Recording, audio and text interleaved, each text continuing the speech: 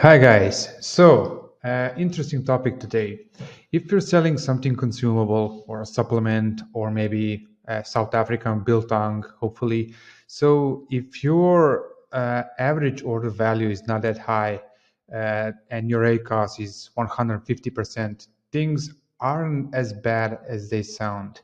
What I mean by that is that you will have to calculate your customer lifetime value. The customer lifetime value is a metric that gives you an information on how much your business is gonna earn from an average customer over a period of time. Now, I will be sharing this calculator down below in video description, so check that if you find it interesting. Now, what this does is it's using your report from Seller Central. You can find it in the reports, then fulfillment by Amazon. Then I think it's Amazon fulfilled shipments or something like that. Don't take my word for it, but you will find it. And I've included that here in raw data. I've analyzed the data, but this is how it should look like. So you just paste it over there and the calculator is going to work, hopefully. If not, just let me know. So what this does, it's pretty simple. So the only thing that you need to input over here would be your expected customer lifetime value. Sorry, your expected customer lifetime. So is it? Are you estimating that you will keep your customer for 6 months or a year or more, or depending on your category and your product? So what this calculator does, so it calculates automatically what's the value of the data that you just pasted over here. I just took a sample of data like last 22 days. So you will see that also you'll see that point over here. So what it does, it shows you the total value. It calculates the number of orders in a raw file, and I've added all the explanations here. That's so obvious. I don't need to go through all of them.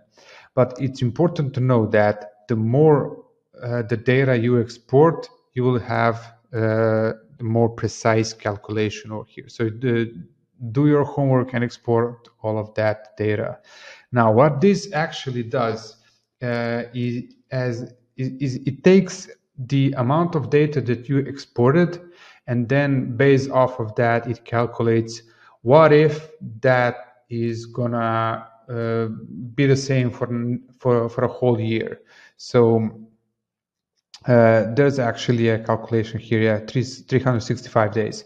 So you get the actual average order, the average order frequency and average order value based off of the data you provided. The average amount spent per customer is per year is shown, and then depending on how much you estimate that's gonna be, I've just input here year and a half. Let's do 2 years, even better if that's the case. Now, the tada moment here is when you get the actual customer lifetime value in dollars, in the amount of money that you can get over the course of time. Now, this is what I meant when I said at the beginning that you shouldn't be stressing about your ACoS, because we sometimes can get obsessed by it. Hey, my ACoS is that high, my total ACoS is that high, what's going on? And you can maybe even step away from a product because you are holding too tight on those metrics. So if you calculate that you invest whatever, if a product is, I don't know, here's the average of $17. So if you even spending $20 for a new customer over a period of time, that's actually a great ROI. So you invested $17 or even 30 or whatever the number is, and you'll get the outcome of almost $900 over the period of 2 years. Now, you should be also using subscribe and save option, obviously, and provide your future buyers with additional incentive to be your loyal customer. Now, obviously this changes the perspective completely on how you do your business. I'm really glad that more and more people are talking about it. So I wanted to share my thoughts on it. I will share, as I said, this calculator. Use it as you like it.